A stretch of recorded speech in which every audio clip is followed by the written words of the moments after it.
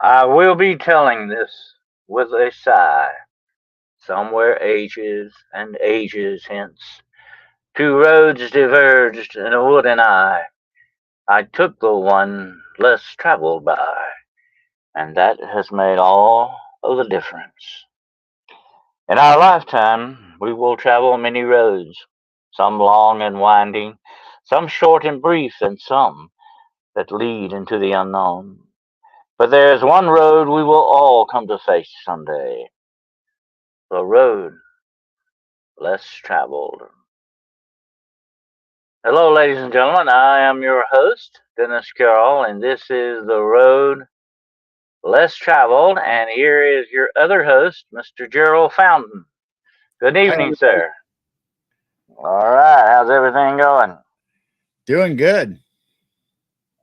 Good, glad to hear that. That was a short weekend, wasn't it? What happened to it? I don't know. I turn around and it's gone. But you know, that's the bad thing about weekends. They're only 2 days long.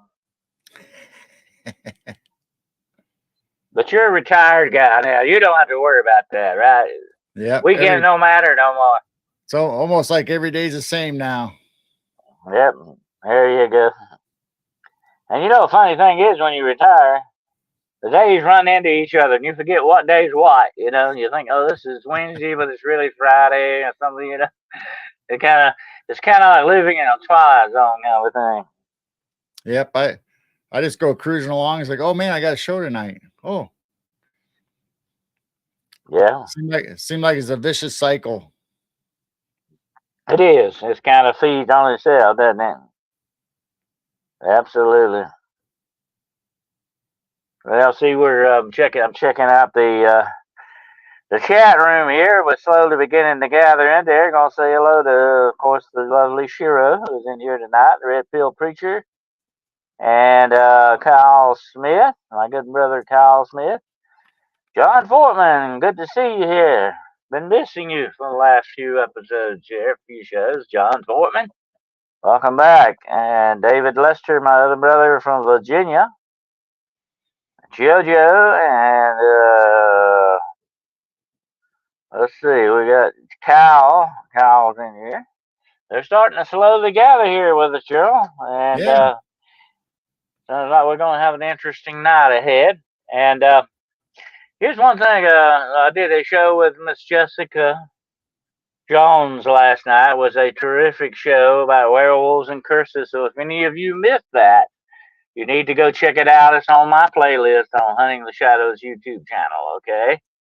And I've been trying to say some of your episodes on there as well, Gerald.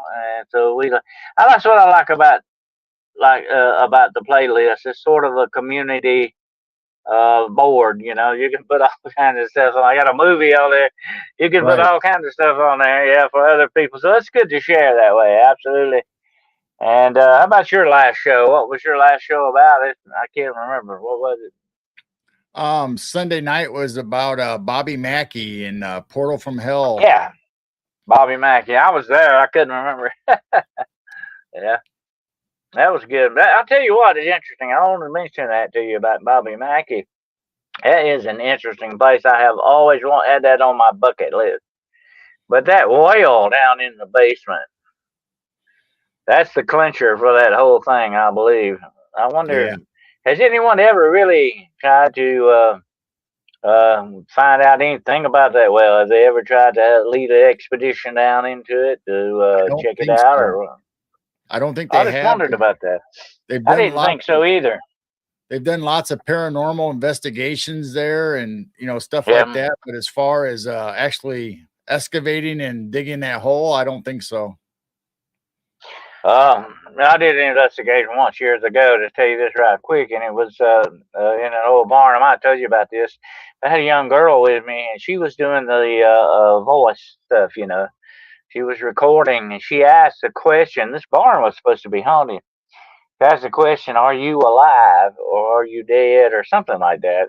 Some kind of weird question, and it kept coming back. Well, and she said, "Oh, is it telling me that it's well or what? You know, something." I said, "No, it's got to be something else." So I look over in the corner and there's this big round thing. I said, "What the heck is that?" I had never seen a whale in a barn. Okay, and I asked the lady that owned the barn. I said, "Where do you have a whale on property?" So yeah, it's in the barn. I said, "Oh, light bulb moment." This Right. thing is telling us it's in the whale. Um, so I told that lady, I said, "Look, I'm afraid your place is probably going to be haunted from now on. Do you do excavate that well and find out if there's not somebody in there that don't want to be in there anymore?" So I think that may be what's going on with Bobby Mackey a little bit. Yeah. So if anybody wants to check that out, head on over to Midwest Night Watchers, and Miss Neoma Finn was our guest, and she's a great storyteller, just like you, Dennis. Love to tell stories and Uh-huh. histories and folklore, and It's fascinating stuff. It is. Uh, Once you pick it up, you can't put it down. That's just the way that goes. So we have an interesting subject for everyone tonight, though, and you want to tell them a little bit about it? I'm lining the pictures up for you. all right. Yeah, the Bosnia spheres are these great big giant spheres that got uncovered in the banana fields in Costa Rica and Bosnia. They went down and cleared them out, and then they started finding these buried. Some of them were pretty close to the top, and some of them were pretty deep down. But one of the first instances that I've ever seen that was, if anybody remembers 1981, Indiana Jones, Raider of the Lost Ark, he has one of these giant spears chasing them down that tunnel, trying to run them over. Yeah, I remember that. Yeah, that's a very famous scene. But looking at that, Gerald, it's amazing. It amazes me how much work you'd have to put into something like that to carve something like that out. That's wild. You know. If you can see from that picture, they're all perfectly not entirely smooth, not a glass uh surface or anything, but they are huge, and they're pretty well uh Well, the circumference that and right there doesn't everything look is quite right finished. on. That one looks like it's unfinished or something. Well, I think it gets damaged, when they discover them, and Uh-huh. I know the ones in the banana fields when they first found them in 1931 or 39, I'm sorry, that when they Yeah. were excavating, they were just tearing up, the foliage and the trees, and they found these things, and some of them they took the tops off because the dozers or the excavators, were just dug in it, thought it was just a rock or whatever. Then they figured out it was a sphere. And there are like what, thousands of these things? Yeah, just in that area alone in Bosnia, there's 350 stones, Huh. and they're still finding them. And they can't figure out what the purpose of these are, really. They're not grinding stones or nothing like that. I mean, you've heard of millstones. They're Right. usually flat, yeah. Yep.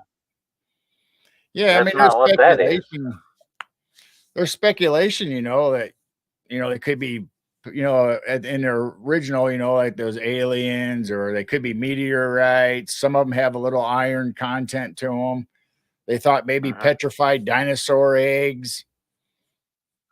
Yeah, yeah. That'd be a heck of a dinosaur. Yeah, some of them are, 30 tons. And I think the biggest one that I saw, and I don't know if it's that picture or not, but it's like 60 tons. Good Lord. Look at all that. I mean, that's amazing. Uh, to me, that is very mysterious. Why would you go through the trouble and doing all that to do these things? You think it has some kind of religious significance for it or something? It could be, depending on the culture, Uh-huh. whatever they use it for. I mean, some of them are, and I think I sent you a picture. Some of them are used as markers for constellations, just like the pyramids, the Giza plateau. They're lined up with Orion, and some of these balls, somebody figured out that they match a constellation too. At least certain ones of them that were relocated. Perhaps it's sort of like a round Stonehenge, huh? Yeah, definitely. They were marking the constellations. See, there you have Orion itself, and Mm-hmm. then you have Pleiades up there, and I think the next one actually has the names of the Who are you? constellations. significance, Gerald, would be that they're sort of taking the stars out of the sky, putting them on the ground. Yeah, because I mean, just You like you know. said with Stonehenge, it's all a celestial event. They Mhm. mark the solstice, so, you can view it if you're It in the looks right like right angle. there. Looks right there. They're reconstructing the constellations. You know what I'm saying? Yep. That they're seeing in the sky, and of course, since all this has been so long ago, the constellations may have not, the Earth itself may have shifted to the point where they're not quite the same. You know what I mean? Right. But that looks to me like they're trying to represent constellations there. That's what I mean. That's what, and that would have a big religious sort of a context to it for them. I think. You know. It's just like the Nazca lines, it could be maybe a marker for something up above the sea. Because if you're on the ground, you're not going to see that pattern. You're not going to know that. If, Yeah. depending on There's how a far very apart they are, if that's Orion, the constellation. That's very interesting. Look at Orion, boy. They got that down pat. That's the Bowman Orion, and the Gemini, the twins, the Pleiades. There's an interesting thing about the Pleiades. I've been sort of an amateur astronomer for a long, long time. There's an interesting thing about the Pleiades. They stand directly overhead on Halloween night. Oh, I did not know that. Yeah. I think at midnight on Halloween night or something like that. Yeah, it's kind of freaky because the Pleiades also represent sort of like the witches, the seven witches kind of a thing, the seven Yeah. sisters. Um, and I think that was kind of strange it does that on Halloween night. But anyway, that's what I was told one time. I'll have to check that out for sure, but that's what I was told. They stand directly overhead at midnight on Halloween. Yeah, I like the there's all Pleiades. I like kinds the of Pleiades. I like the Pleiades because you can find them real fast. They're real yeah. easy to spot. Yeah, there's all kinds of stories about the seven sisters, and you go back Uh-huh. into Roman and Greek times, and there's all kinds of folklore and mythology. There's even a rose bush named after them because it has so many blooms on it. It's called Seven Sisters Rose. It's named after the Pleiades. I think if I'm not mistaken, if I remember correctly, I think it was in Charleston, South Carolina, that there's a street named the Pleiades Street or something like that. Street of the Seven Stars or something. Sounds very poetic, doesn't it? But anyway, man has always been fascinated by the stars, and they've run the seasons by them. They navigate by them. I can see how these peoples would probably be a big part of their religious outlook and aspect would be the constellations and the stars and all that. And I say like they're trying to bring them down to their level, kind of thing, and put them on the ground and all that. But like I said, like we said a few minutes ago, that takes a lot of work. It had a lot of importance for them, evidently. You know what I'm saying? Yep. But I mean, look how that is perfectly round. How can they do that? I mean, if I were to make one like that, it would probably look like an egg when I got I mean, that's amazing. That is amazing you can do that. And here's the interesting thing, girl. It's just like when we talked about that coral castle in Florida. That guy took the secret that he did to his grave. The ancient peoples have done the same thing. They're doing things that we can't really grasp right now. Uh, they have mysteries that they've left us with, just like that right there, that we have to try to solve and understand. But here's another thing though. We can't think like they, you know what I'm saying? They had a different way of thinking, different way of looking at things, and evidently they had a different way of engineering stuff when they wanted to. Yeah, I mean, just like when we talk about the ancient civilizations, how they have perfect 90-degree corners and you can't get a piece of paper in between the joints. Well, just look at this thing, how round and perfect that is. Could you imagine trying to get those, let And alone I move mean, what? these? Because they're just as big, 30 to 60 tons. Well, that's what I was gonna say. How many tons is that? My gosh. I mean, it would take something like a big tractor to even move that. And and the ones in Bosnia and Colombia, especially Colombia, it's pre-Columbian civilization. They've dated them back before the existing Colombian population. Uh-huh. That's amazing. And you don't see anybody now, polishing these or making new ones or carving them out of stones. Well, yeah, and here's another thing: is this all over the world, different countries, right? I mean, oh, it's almost on every continent. They're even here in the U.S. I mean, uh-huh. You got That's pretty Rock much. City. I Rock wonder. City in Kansas. That's pretty famous for big giant rocks that are pretty circular.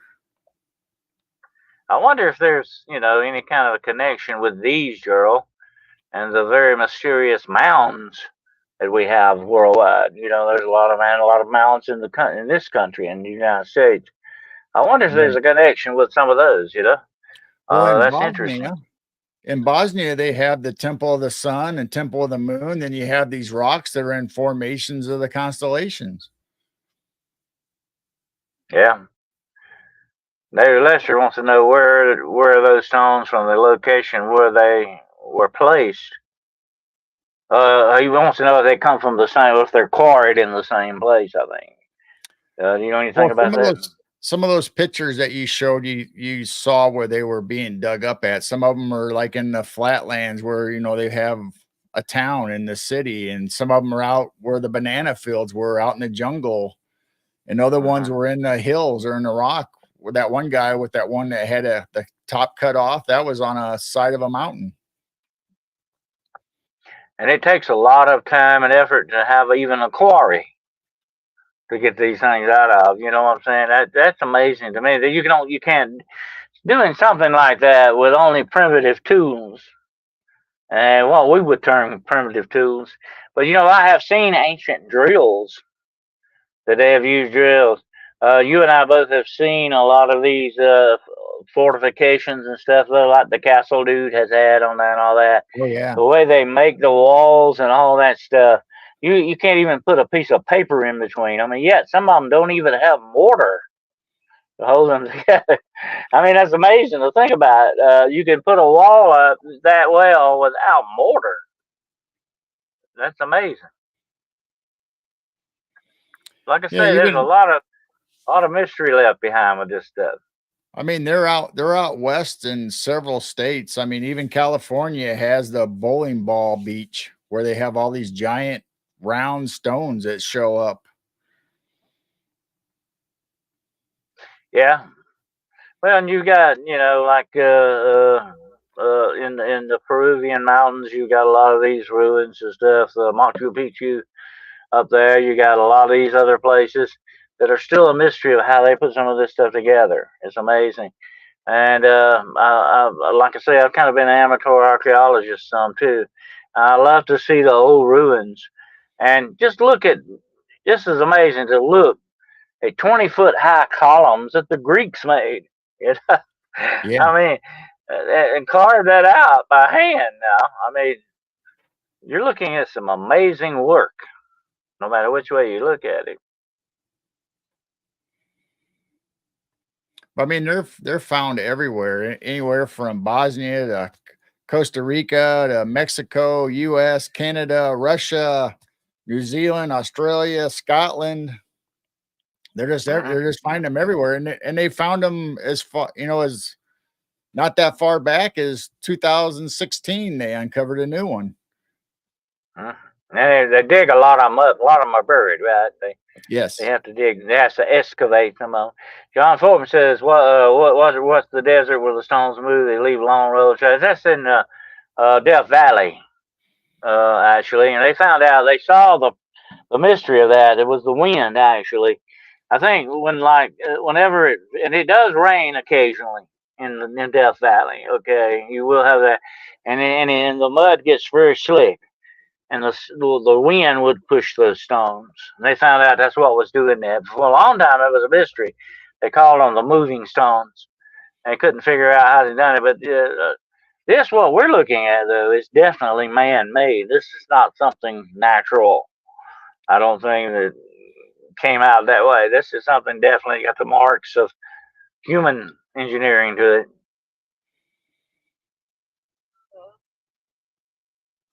Wind in the ground when it freezes and thaws. Yeah. Well, now there are certain instances. I know you probably may have seen this, Gerald, and you have a lot of snow up where you're at, other than I do, unfortunately.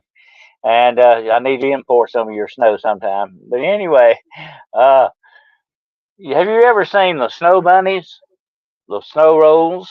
The Yes. actual wind will roll snow up. Yeah, that's amazing to watch, too. That's another natural thing.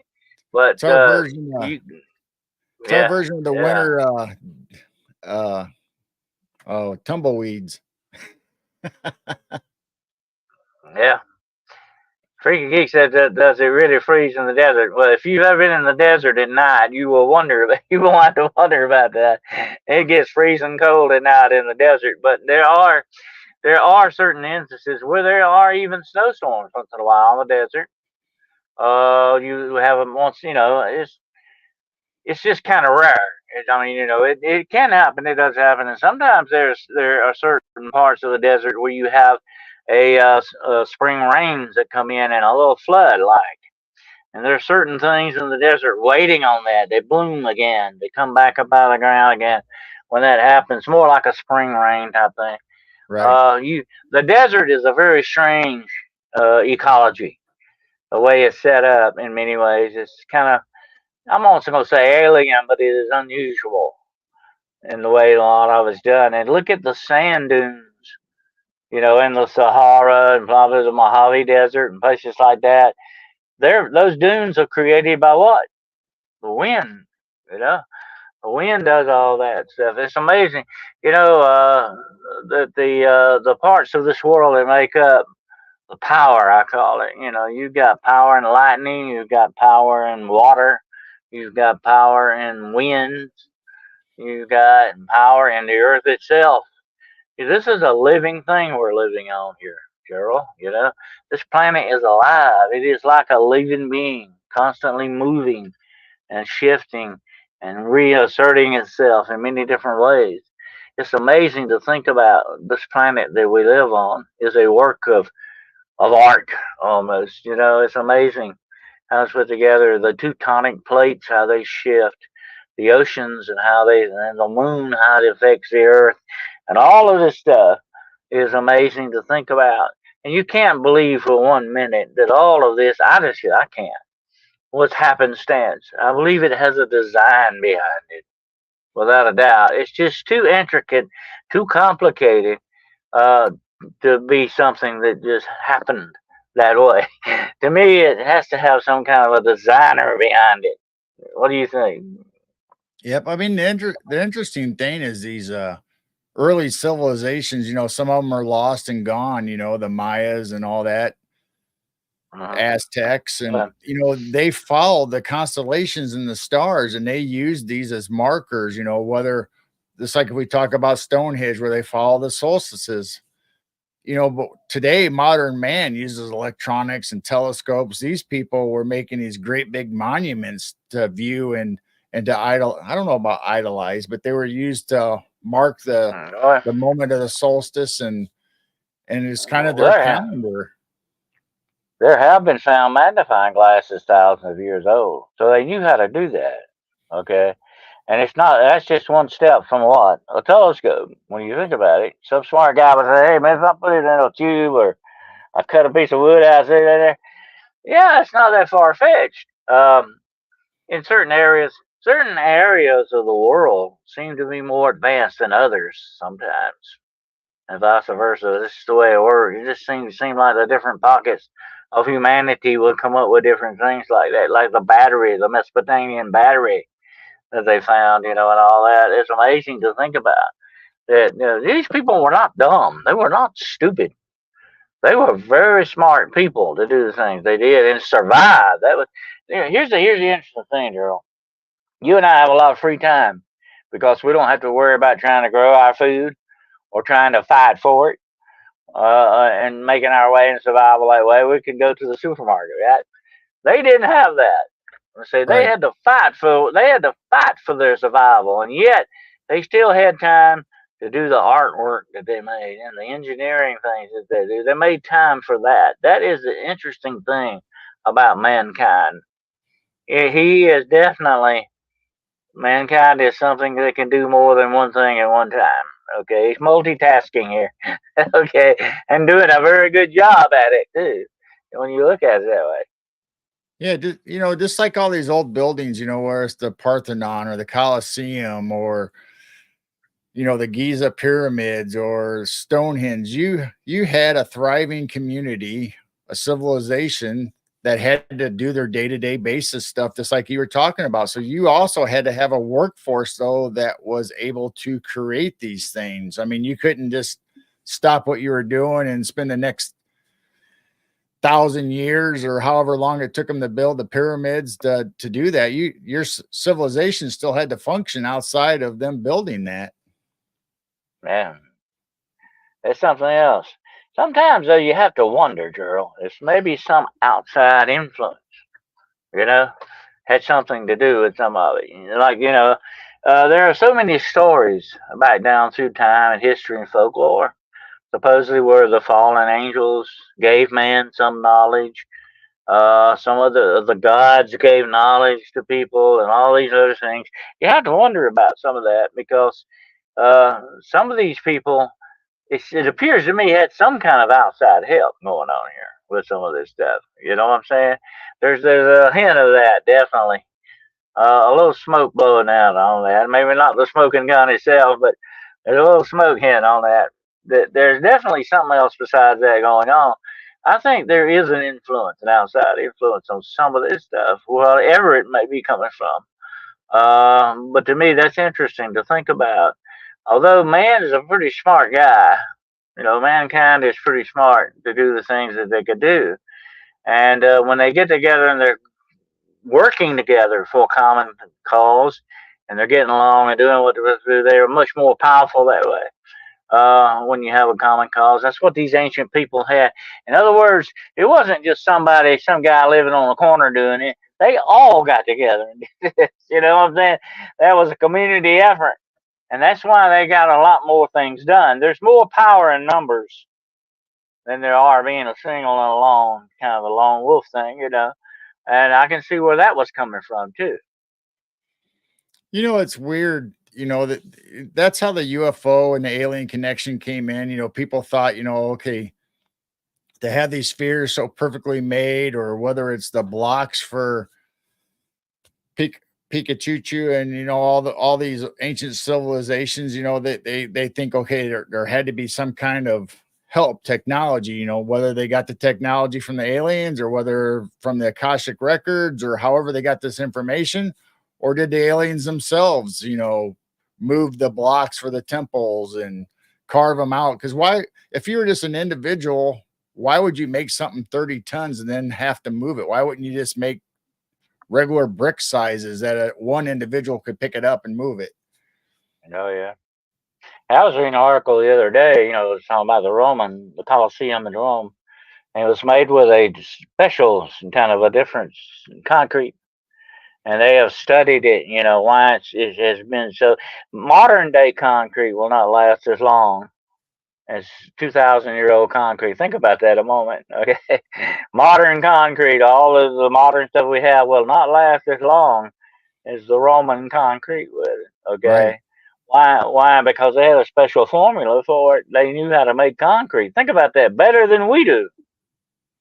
Yeah, they can use it underwater. That's how they made their spas and their baths. And they have the aqueducts that are still functioning today. Some of them from the mountains, all those miles into the main civilization. And they could literally form concrete inside underneath water. Oh yeah. John Fortman says, don't forget the contribution of ancient woman. The first calendar marked 28 days. That's the time between periods. Well, behind every great man's a woman pushing him the way he needs to go. Okay. Absolutely. That's a whole other subject. We can get into the turtle symbol and the 13 months, 28 days on the cycle of the solar or the moon. I think it was the lunar calendar. Was it? I think it was the Sumerians or the Mesopotamians that actually came up with 60 seconds for a minute or something like that. But anyway, time is kind of relative in that respect, girl, because a lot of time is man-made. Okay, I mean the way it's counted and the way Yep. it's looked at. Yeah, we got to remember that. But absolutely, since John Fulton mentioned women, and I'll be talking about this on my seminar Wednesday night. Once upon a time, I'll get deeper into this. I'm just going to throw this out right quick. Once upon a time, it was thought by the great thinkers of society, and I say that kind of arrogantly. Uh, I say that kind of with a tongue in cheek. Okay. Uh, the great thinkers used to say that woman was removed one step further from God than man was. You ever heard that, Gerald? No. Yeah.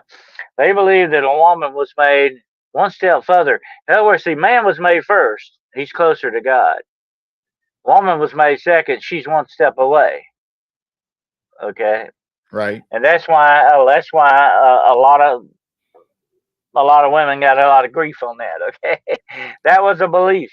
That was sort of part of the belief that, and that's why the woman, by the way, walked behind the man, so many steps behind the man, because she wasn't supposed to be man's equal. See what I'm saying? Right. And I'm just telling you, this is the folklore and all that stuff. I'm not saying I believe it, okay? But I mean, this is the way they looked at things. We got to remember the mindset is different than what ours is, okay? Because we're seeing through more modern eyes. But that was their mindset. But I said, don't worry about it, girls, because let the man go first, because then whatever grabs him will give you time to get away. Okay. Anyway, I'm gonna talk about that some more later. But that's the way they looked at things, and unfortunately, there are some gals out there that are proving that. Unfortunately, that they're kind of worse than the guys are, and so they are definitely maybe one step further than they should be. I don't know, some of them. I'm not saying all of them, but some of them. But anyway, I'm not going to get into that tonight. But that's just the way you had a lot of different mindsets. You got to remember the way they thought of things.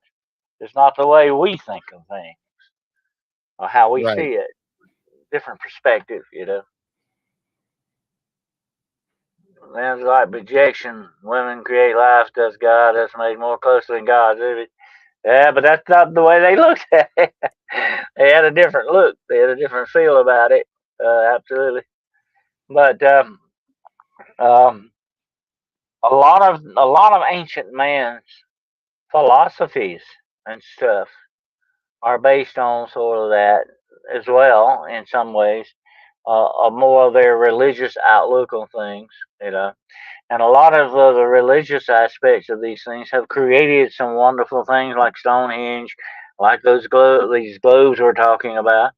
Uh, it's amazing that they felt that was a spiritual connection for them to do these things, and that motivated them. Don't you think, girl? Yeah, absolutely. I mean, every culture has their gods or their creators, just like we do. Not everybody agrees on who the creator is, but I mean, that's a personal choice that everybody has to make. And this was their way of the ancient civilizations to pay homage to the gods that they knew or they worshipped, whether they came from the skies or the planets or they created the skies and the planets. I mean, this depends on what culture you're reading into and what they practiced. That's true. John Fulton says those like women domesticated animals and invented agriculture.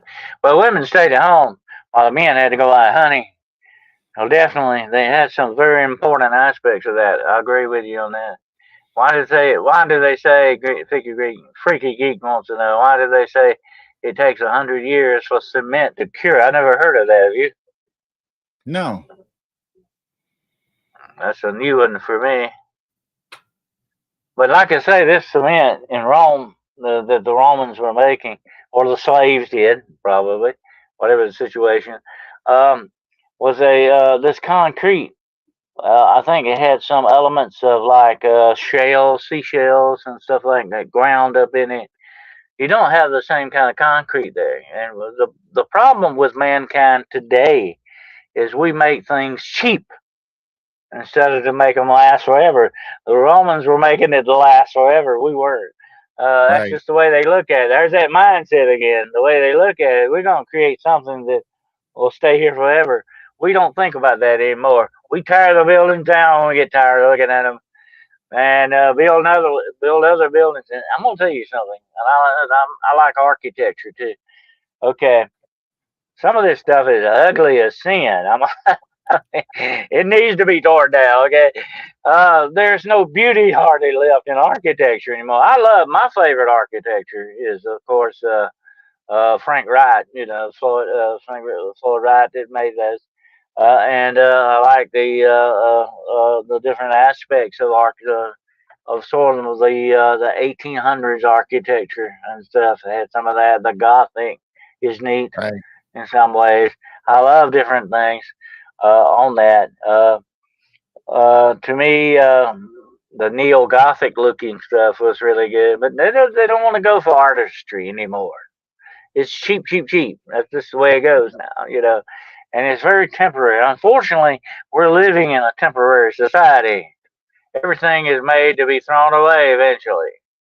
And that's the way our commerce is set up, unfortunately.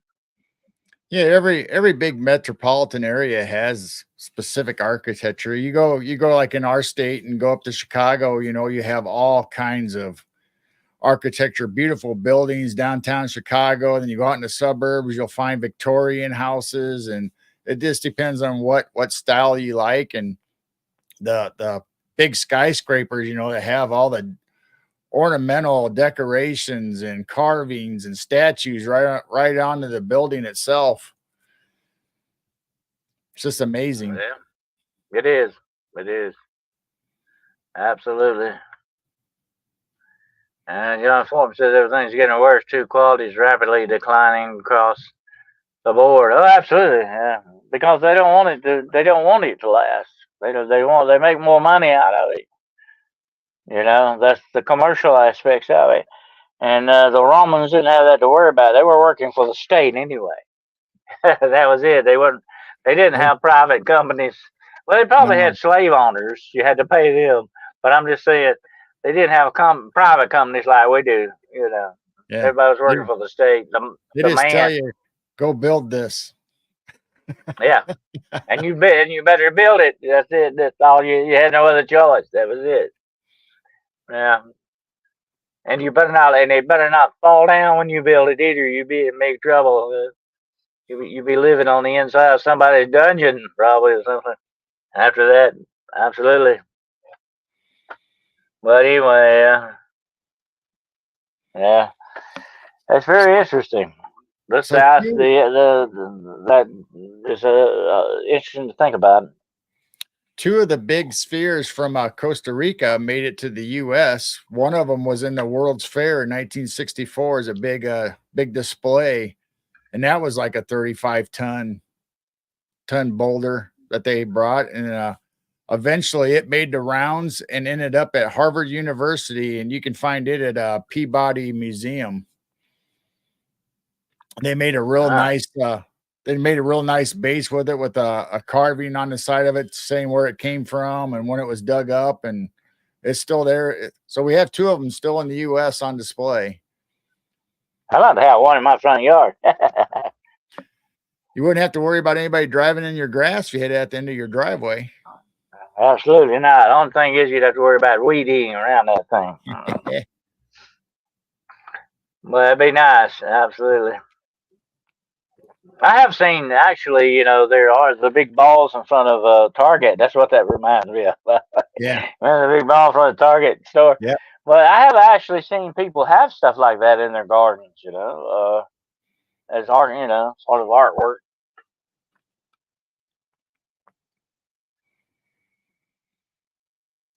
Yeah, I mean cylinders and spheres and all that, you know, has been a big part of cultures from way back, you know. I mean, from the invention of the wheel to whatever. I mean, you have your basic shapes and everybody gravitates toward them, whether it's the blocks for the temples and so I don't Yeah. know. It's just they just seem like primitive cultures always go for the basic shapes, Well, and my we favorite, my still do favorite, today. my favorite thing is Art Deco. I Oh, love Art Deco. Yeah, that's my favorite all time. I'd love to have a house made in the Art Deco style, and I can see where these people really enjoyed what they were doing. I mean, it was part of their makeup, and they were so very interested in it. You know what I'm saying? I figured you'd be more like the Munsters house, kind of Yeah. mysterious and wrought iron gates around the property and exotic garden in the back. Mm. Oh yeah, yeah. You know, I was reading the other day. There is a garden in England that's called the most dangerous garden in the world. It's got like hemlock growing in it, and all the different poisonous weeds in it. And you would not want to pick flowers in this garden. It might be the last thing you ever did. That's interesting. I'd love to go check that garden out. Freaky Geek said those shears. He thought he heard spears. Okay. Well, Uh, I might have misspoke. You never uh, know. yeah. Shiro says, dude, I was thinking of dinosaur eggs hatching. Yeah, that's what Shiro was thinking about. That would be a heck of a dinosaur. I wouldn't want to be around when they come out of that. No, Well, absolutely they'd not. have to be big, but I don't know if they'd be 60 tons or 30-ton eggs. I want to tell you something. I mentioned it the other day, and a lot of people they say, "Oh, you crazy, Dennis?" But yeah, it's true. The word dinosaur was only invented in 1841. Before that, what were they called? Rhinoceros? Dinosaurs. No, Oh, dragons. dragon. Dragons. That's what everybody thought they were, dragons. We know them as different things now, okay? But when they kept digging these bones up, oh, it's another dragon bone, okay? Put over there with the rest of them. That's what they thought they was, dragons. And if you kind of look at it that way, I kind of agree with them. Some of them look like dragons, definitely. Yeah. There's But supposedly been dragon sightings out in Philadelphia and Pittsburgh area and out on the East Coast. mhm, We might have to cover that someday. yeah. But I think there may be a connection with these mounds, with some of these things, because we don't know who some of these mound builders were. They were some of them here before the Native American Indians ever showed up on this continent. There was another civilization here. We don't even know who those people were. Right. Really don't.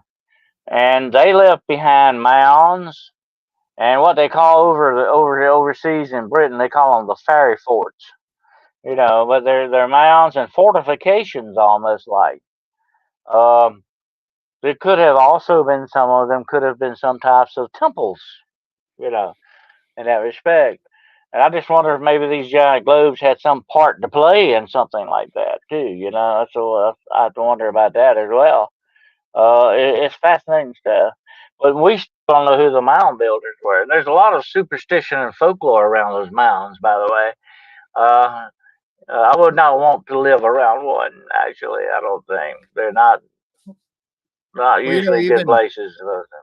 even down in South America, you have the ancient civilizations, what we call ancient civilizations, the Mayas, we have Aztecs, so but there, like you said, there was a civilization before them because they just came in and took over these temples and these mounds and utilized them for their civilization, but they were built way before that. We even have the Temple of the Snakes, where it has the big giant snake going down the stairwell or the stairway. And Yeah. some people speculate, well, maybe that was a dragon. Maybe it wasn't a Uh-huh. snake.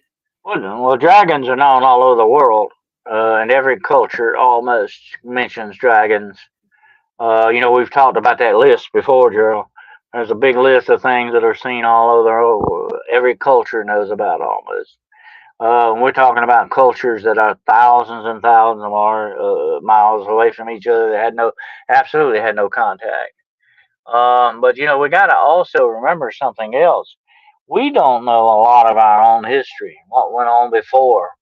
Recorded history only goes so far, and that's it. The rest of it's a big mystery. The mystery of history, okay, folks? And it's where it starts back there. And at one time, all the continents were connected, before they began the continental drift, as they call it. They were all connected. And the weird thing, and I was telling somebody this the other day, Gerald, the mountains, the Carpathian Mountains of Romania, would have been part of the Appalachians. Think about that a minute. That's wild.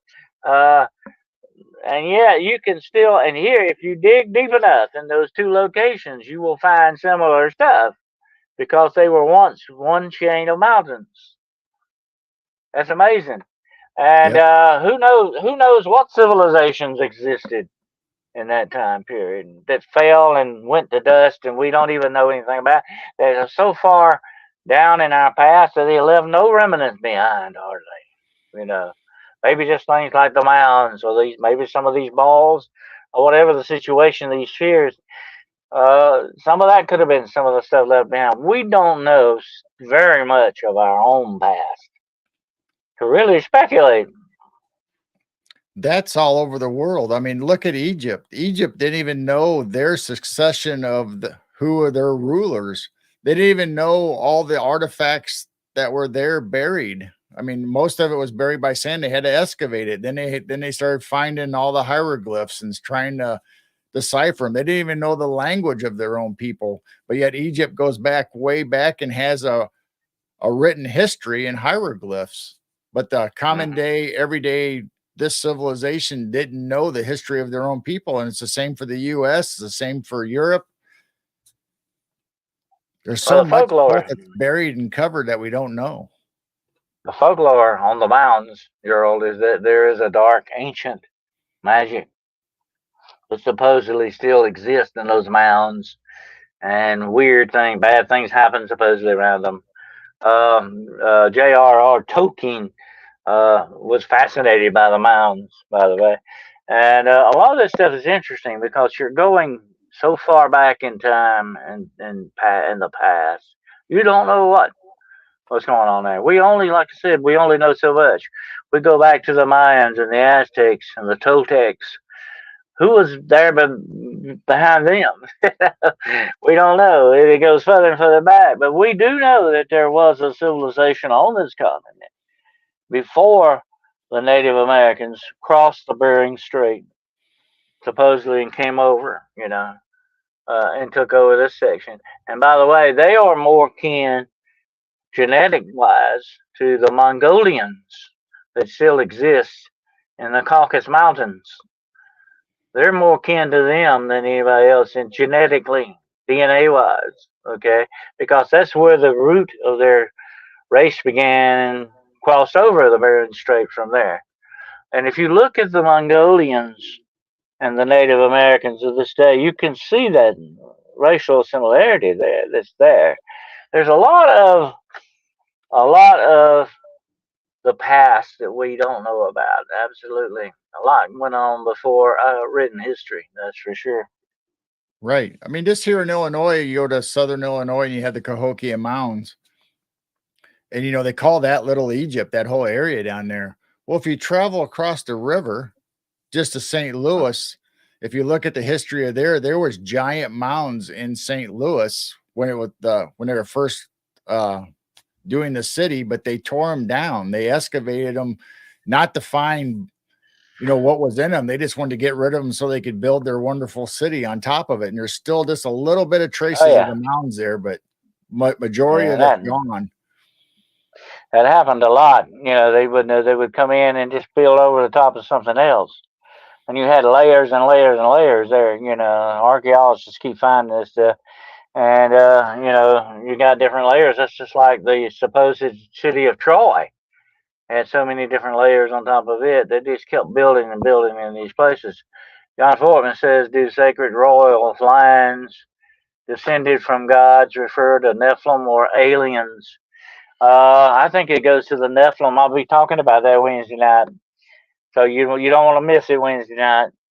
But The ancient bloodlines supposedly trace themselves back to the Nephilim, but the Nephilim were actually the offshoot of the fallen, and the fallen are the fallen are the center of all this. Okay, I won't get into that. That's Wednesday night. But anyway, you might want to check in on Wednesday night for that. But that is who is the central part of that, the fallen. You always gotta go back to your origin, and that includes what we're talking about tonight, Gerald. You go back to the origin of something, and that tells you its story. That's the way it goes. And like I said, a lot of times, and we've talked about a lot of these conspiracy theories and government conspiracy theories and all that. You got to watch where the money's coming from and where the money's going. And that tells you the story of what you're dealing with here. Well, that's the same thing with ancient past. Okay? You see where it's coming from, and you can see where it went and how it got there. It tells you a whole lot more of the big picture of what you're looking for. Tolkien's barrow wights. They were the bad dudes. That's why I say you would not want to live around the mounds. Actually, yeah, a terrifying part of the story, and that's where you got that idea from. The mounds. Supposedly, they're supposed to be an ancient evil, sort of like Lovecraft. Okay, they're supposed to be an ancient evil that. Magic evil that dwells still in the mounds because they built the mounds. They put their energy into it, and it was a dark, negative energy and all this other stuff. That's the story about the mounds.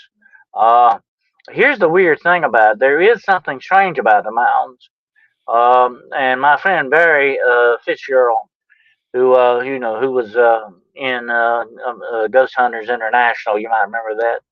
He's a great guy. He has explored the mounds extensively, and he has found strange magnetic properties around some of these mounds. And that may be why some of these things get the reputation of having an ancient magic like attached to them, some kind of weird, strange force that still exists in them.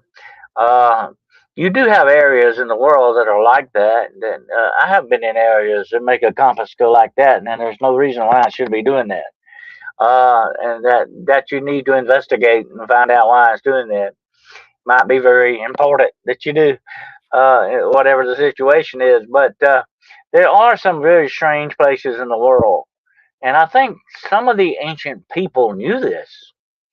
I think they were aware of a lot of this that went on. I know for sure that the Temple of the Sun that we talked about previous, that's by these big boulders or big spheres. Uh-huh. They've registered the frequency inside this temple, and it's at a specific frequency, and it's different than a reading you would get outside of the temple. So something's happening inside that temple, whether it's on a quartz ley line or something, or a magnetic line, but somehow the frequency inside that temple is magnified and it's different from the frequencies that you would get on the outside. And here's another thought. The superstitious mountains are considered sacred by the Native Americans, of course, the Black Hills and all that. Guess why? A lot of the big properties of this, I know they got gold in them, but one of the biggest properties is what? Iron. And you find this keeps cropping up from place to place, whether it's in South America or in Romania, wherever the situation is.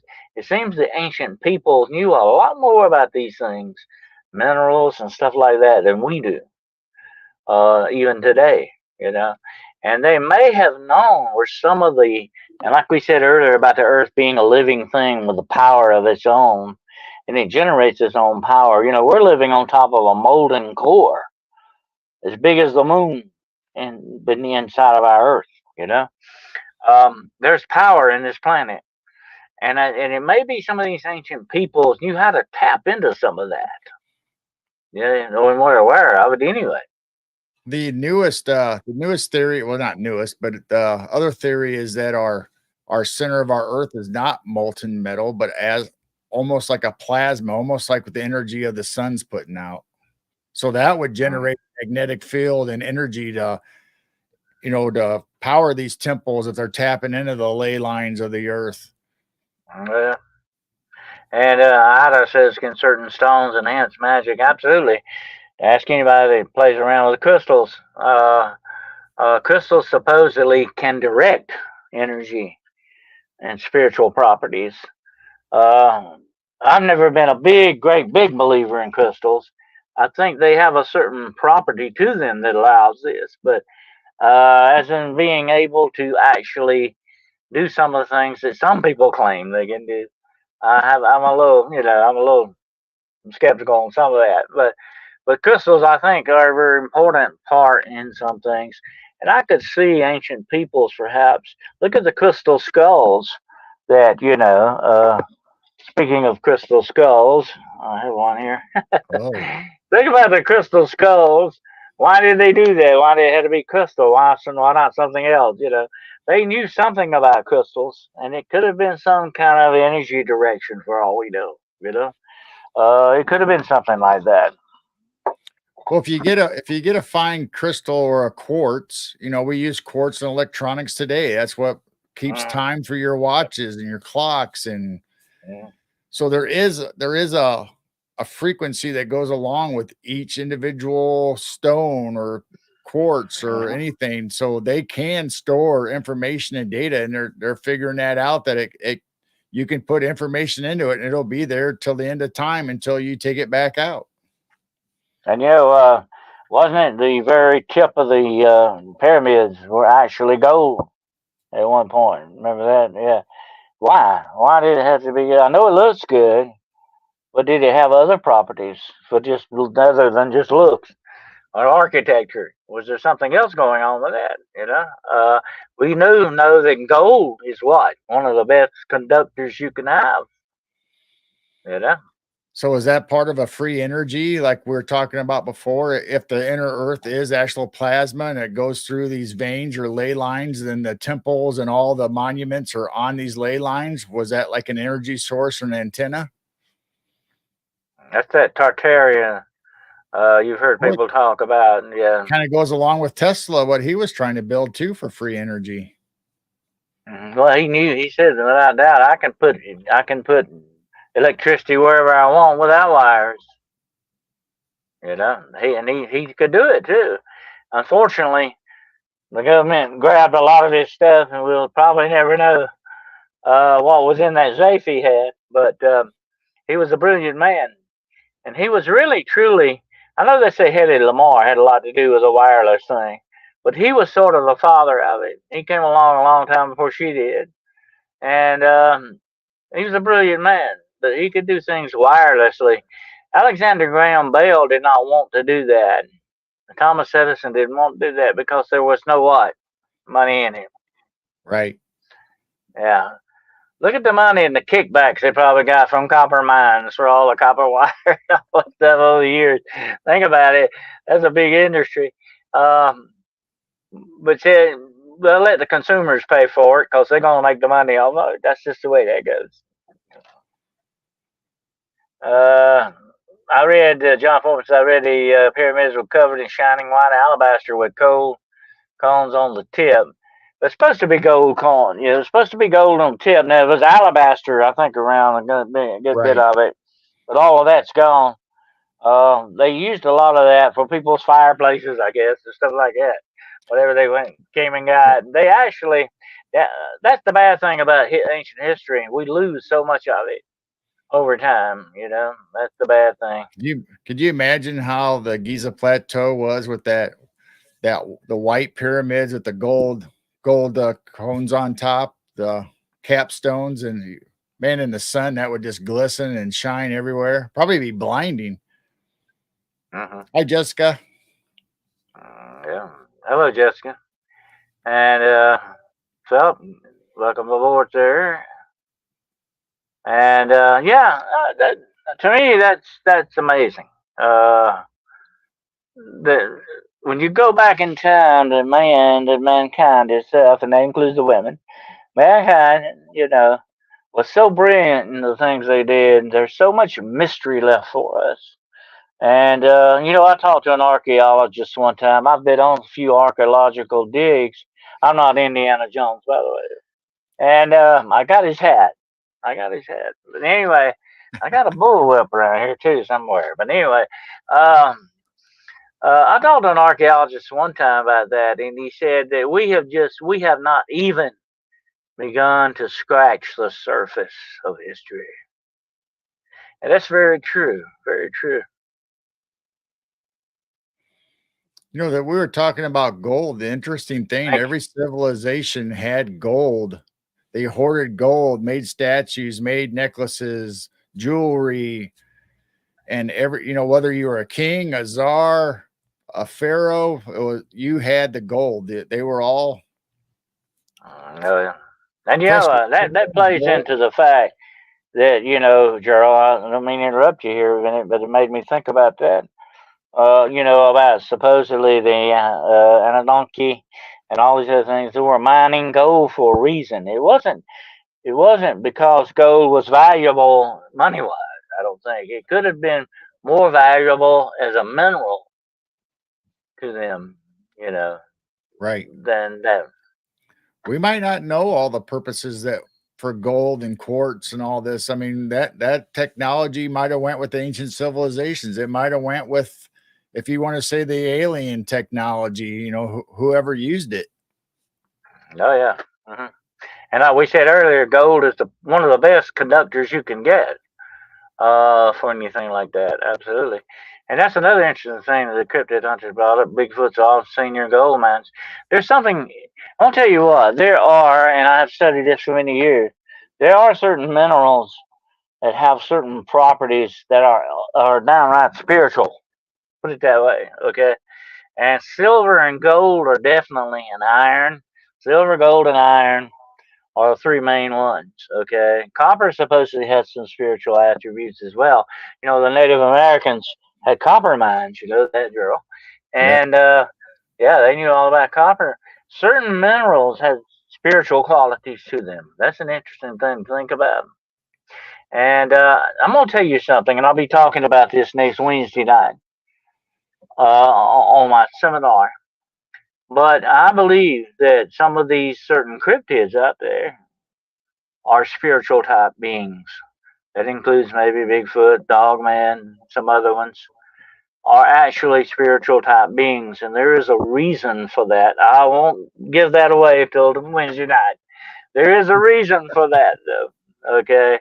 And I'm going to be talking about that. But would it not stand for par that something spiritual would be drawn to spiritual minerals? You know, you got to think about that. Well, there's a reason why the high priests, in the church time would wear the breastplate of righteousness, and it had all these 12 stones on it, and they had to be certain stones in a certain order for them to be allowed to go into the temple. So they have some kind of spiritual, if not frequency or something to do with it. Yeah. That's interesting. I was watching an article the other day, and they talked about diamonds. Diamonds don't shine. They what? They reflect. Certain minerals shine. They actually shine. Like I think jasper and some other ones like that. But some don't. Some are reflective. You Right. know. And the diamond is one of them. And by the way, diamond in its natural form ain't gonna shine, folks. Okay. It has to be cut. And it has to be what? It has to be cut and what? Polished for it to become a diamond on some lady's hand. Okay. Diamonds are forever, ladies. Okay. Um anyway, that's the way diamonds come out. But a lot of these other minerals and these precious stones, they shine out of the ground. You know what I'm saying? That's just their properties. And the point of this was that it was talking about actually a Book of Revelation. It talks about the New Jerusalem in there, and about the 12 different gemstones that make it up. And that was the interesting thing. Why wasn't diamond one of them? Because diamond is sort of a man-made thing. Okay, it is a mineral, but it's in its form, it's Right. man-made.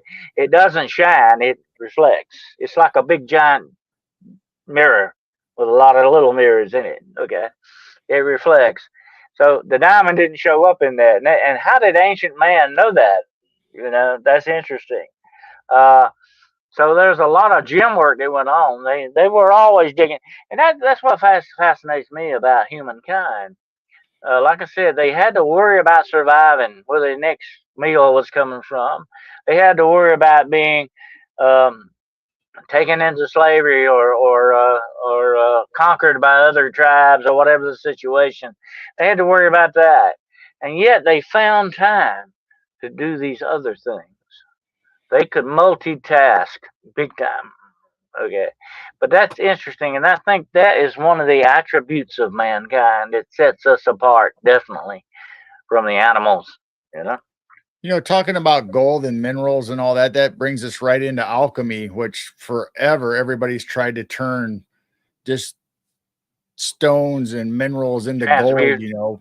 Yeah. But the only Yeah. thing is they were always trying to melt it or, combine it somehow like that. But the real key, I believe, is that what we've been talking about is frequencies. Every atom, every molecule has a frequency that makes it vibrate and change. And if you have the right frequency, and Tesla talked about this and other people with great minds talked about it. So if you could find that right frequency, you could levitate stone, you could actually make it into uh not a solid anymore where you can manipulate it. So maybe that's the key to alchemy is actually frequencies. That's my favorite Tesla quote. You must think in terms of frequency and vibration. That's the secrets of the universe. I think the man knew what he was talking about. Definitely, he was onto something. That's for sure. And I think the vibration. Like I said, I have been in certain instances. Well, that portal incident I have, I could feel that vibration in the air.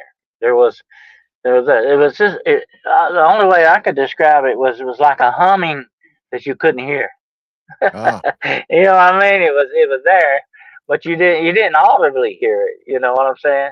But it was there, and you run into some freaky stuff like that with some of these things. yeah, I mean You people can. people Okay, that I'm are sorry. sensitive to that kind of stuff, they could walk across the fault line and feel the EMF and make their stomach, have an upset stomach, have brain fog. They can actually their body's actually affected by these frequencies. And the same thing in the cryptid world. You have a infrasound that penetrates your body and you can just feel it. I know without a doubt, as like Jessica said earlier, the gold mines they also are around cave systems for a reason. I think not only is it a good place to hide, but that may be their territory to a certain extent. I believe that without a doubt. Like I said before, many times there is another unknown world beneath our feet.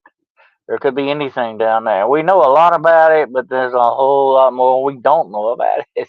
That's just the way that goes. And there may be some unknown minerals that we still don't know about. You know, Right.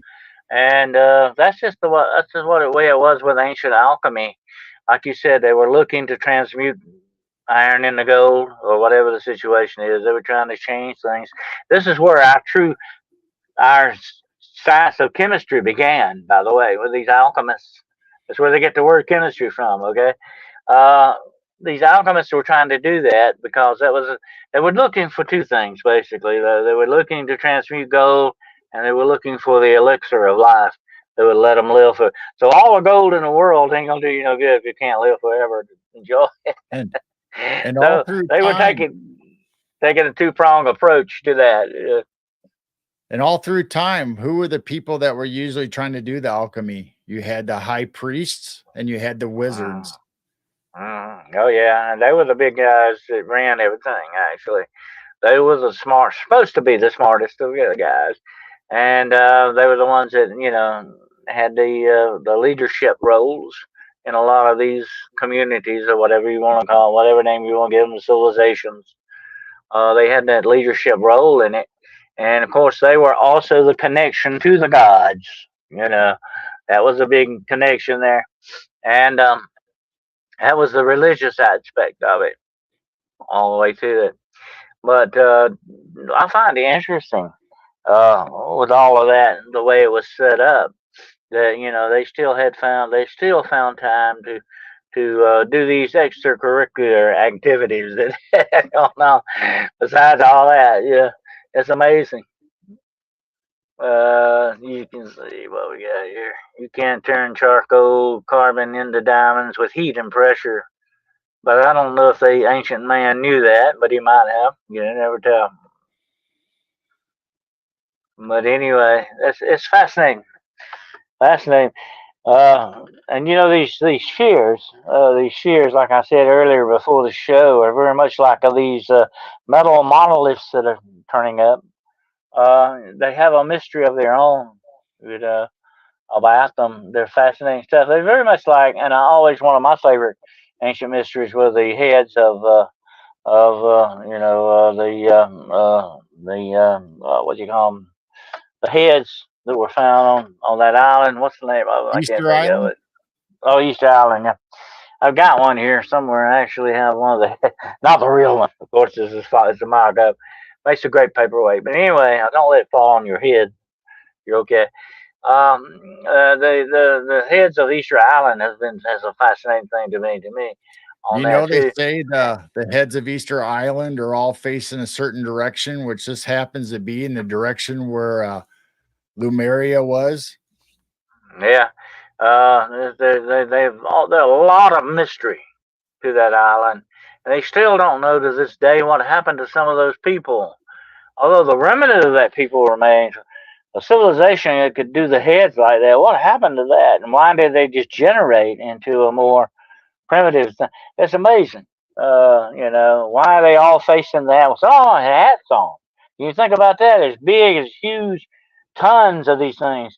They could put a hat on one of them, a We stone might hat on top of them. we might Yeah, have to do a show on that. All the big yeah, statues and heads that are all around the world. Because all yeah. civilizations, like we talked about everything, pyramids, mounds, they all had these statues that they carved out, whether they were the giant stones or spheres we're talking about, or the big heads on Easter Island, or That's what I said. That's what amazes me, Gerald. You had all this time and energy just to stay alive, to survive. Now you start making the statues. Where you got time to do that? well, That's what baffles me. they were like us. That's They were amazing. retired and they had time on their hands while everybody else went to work. I guess maybe they had shifts on it. They were running shifts on it. You're on the statue shift. You're on the statue shift this week, okay?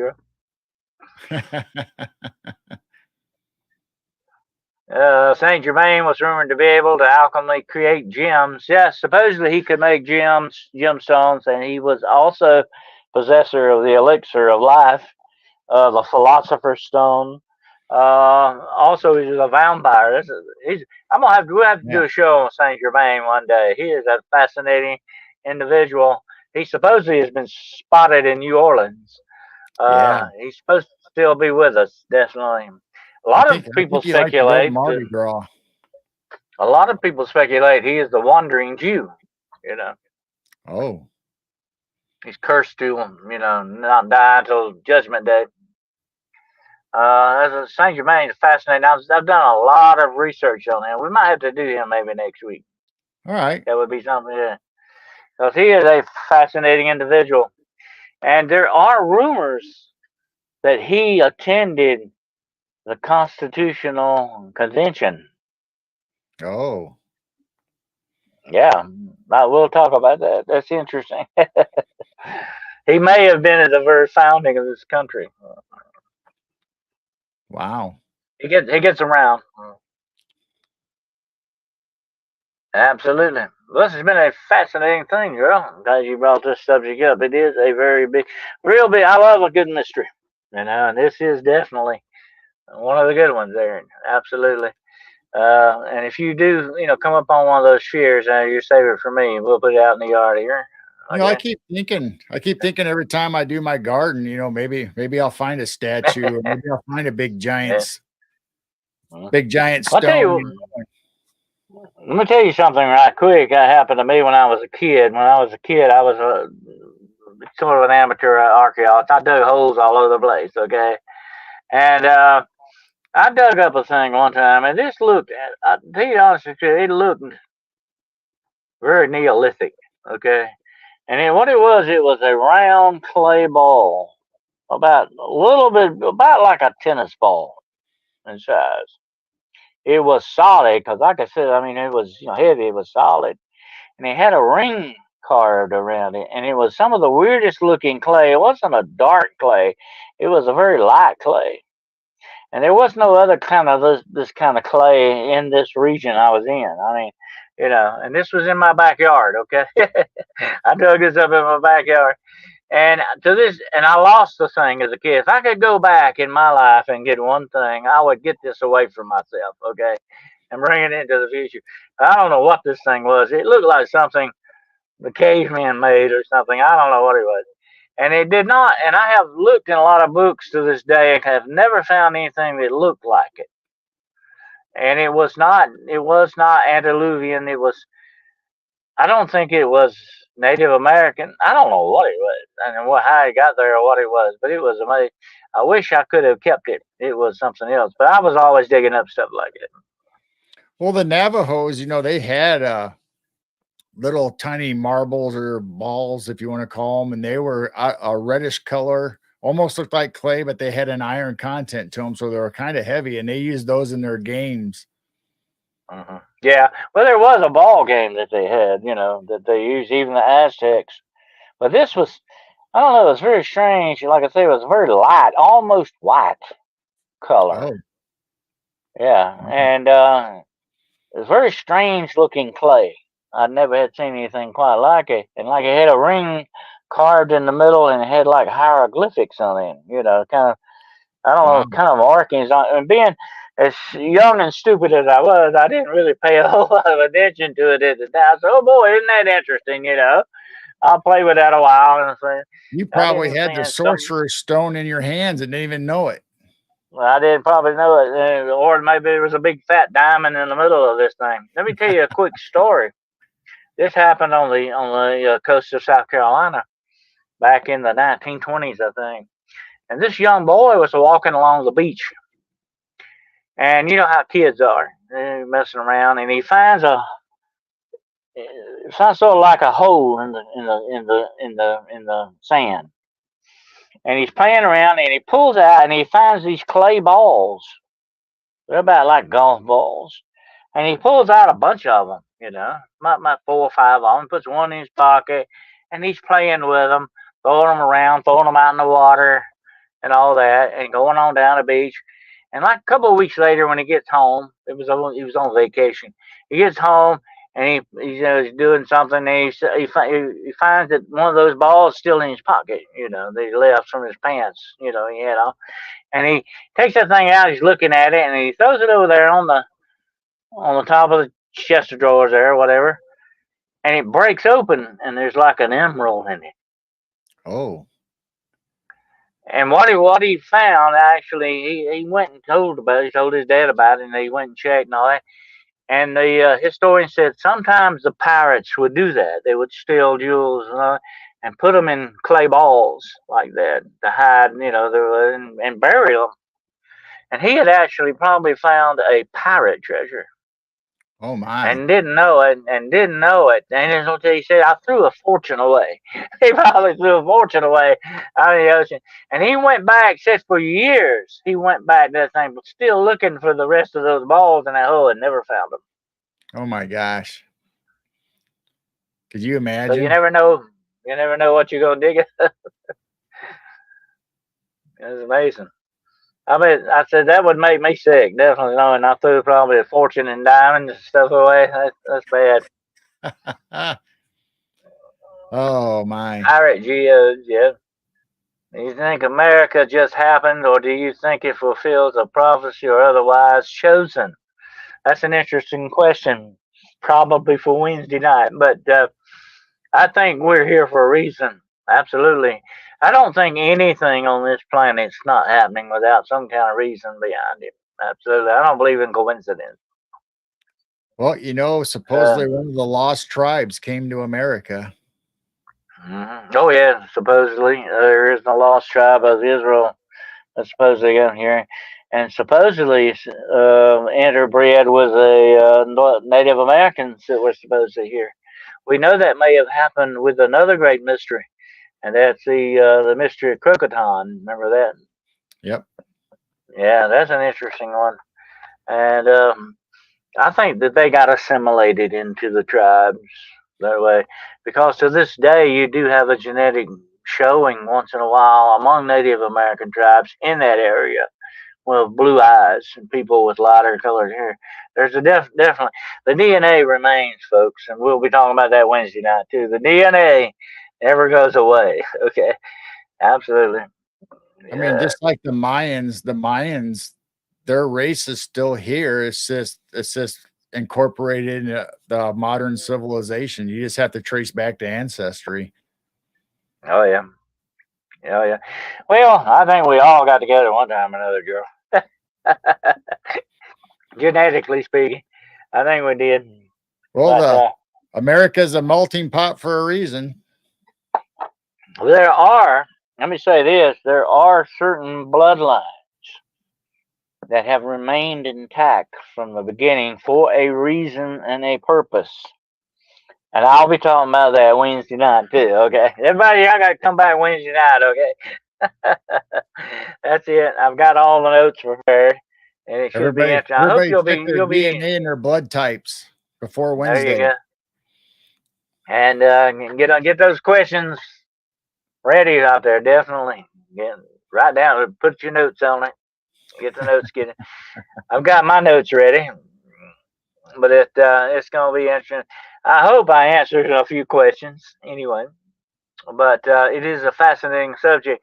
I love history because it's where we came from, and it's definitely telling us where we're going. You know, and history is our makeup, cultural, anthropological wise, folklore wise, whatever way you want to look at it.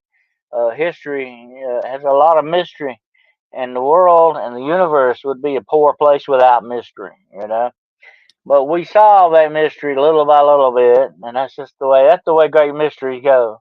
You don't usually solve them all at once, and that's the way history is, and our history is definitely like Well, you know what that. they say when you dig into history or down rabbit holes and you think you uncover a truth or answer a question, you formulate and create 100 more questions that you have to follow. Oh yeah, that's why I always say when you get into the bottom of the rabbit hole, you find out there's a network of rabbit holes waiting on you down there. That's the way that goes. Absolutely. Well, this has been a great show, Gerald. And what's your final thoughts on the spheres? I'm still up in the air about them. Whether some of them could possibly have been natural made if they're on a coastline. It could have been created by the natural, rolling in the water and deposits year after year. But I think the ancient civilizations over in South America and in Bosnia, I think they hand carved these, whether they had help from technology that we don't know about or have lost over time. But I do think they were used in ancient rituals and marked constellations. That's been proven that they line up with the star maps. I don't think that's coincidental.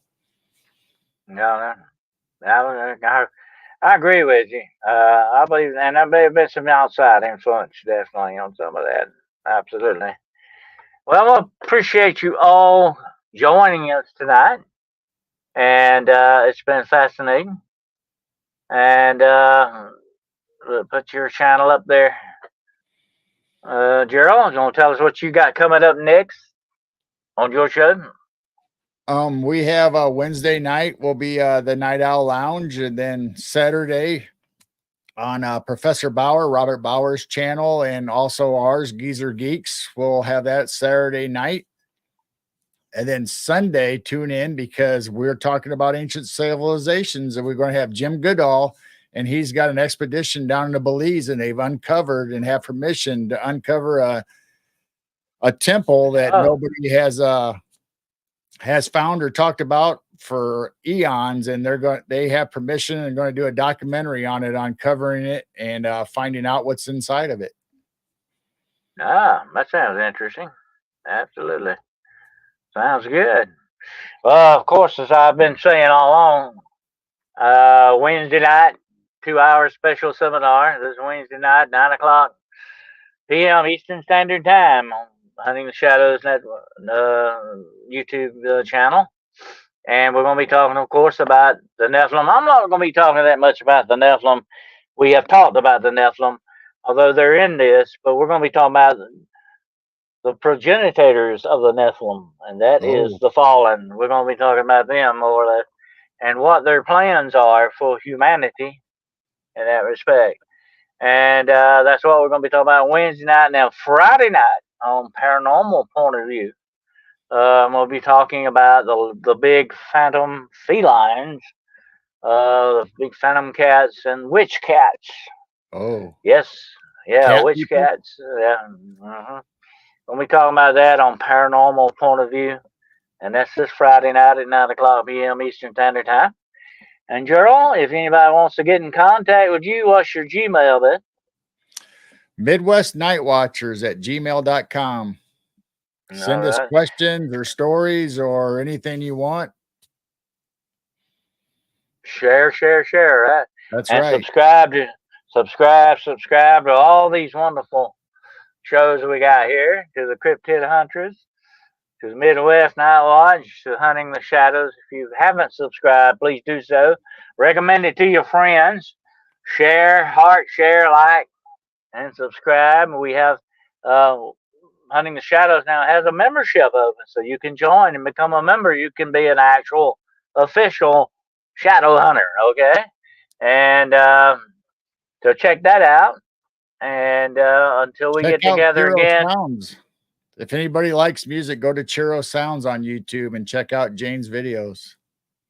Yeah. You have a lot of live videos too. You got live cams too. Yes. About that, yeah. I enjoy watching those. And you got a wildlife thing going on. You got a lot of wildlife coming up, huh? Yeah. That's great. I like it's interesting. I used to like to watch the live cams that they used to have some in positions all over different parts of the world. That was fascinating to watch. You could go and watch things live as they were actually happening, and that was great too. That's good. I always like that. Kind of gives you a feeling, of actually being there without being there. So it's neat. It's almost like time traveling. We get is people from other countries or other parts of the states, and they say, "Well, we don't have that animal here, where it's common for us to have it." Or or they don't get our season, they don't get the snow. I enjoy watching the purple martins. Yeah, they all have babies and getting ready to fly now. Yeah, now we do have those in the South here, but they're not as prevalent here as they were. I think they kind of went up north more than they have. Well, we used to have them down south. I remember my grandmother and grandfathers would make gourd birdhouses for them. Yeah. And you have to hang them up very high, so they don't want a low nest. They want very high nests. And I remember them they call those purple martin gourds, by the way. That's what they were made for. I remember that. They had those on the farms. That's a very beneficial bird to have around your farm. They eat insects and pests and all that. Yep. One more thing I mentioned. I meant to mention this to you earlier. There is something going on about. They say that the insect population is going down. Have you heard about that? Yeah, we had a summer. I think it was last summer. We hardly had any big monarch butterflies or any of the ones that we normally see. We had a low count of bees. Usually we have quite a few bees. We have flowers and the gardens and all that around our house. And so there has been. Yeah. And there's a thing going on. They call it the windshield factor. People are saying you don't have bugs hitting your windshield like they used to anymore. They say the bug population is going down, and that's not good because that's part of the chain of life. If you don't have insects, the birds can't eat them. Things don't get pollinated and all that. Except, butterflies, that's one of their main things they do. They pollinate flowers. And so on and so on. That's not good. sign, and that will see another thing I'll be talking about Wednesday night. So there you go. All right. Anyway, I want to thank you tonight for all of you for joining us, and it's been a fascinating hour and a half here. And whenever we get together, it's always a good time to travel down the road less traveled. Absolutely. And until we get together again, I hope all your travels are good ones, especially on that road less traveled. Until we get together again, then, vaya con Dios. Bye, everybody.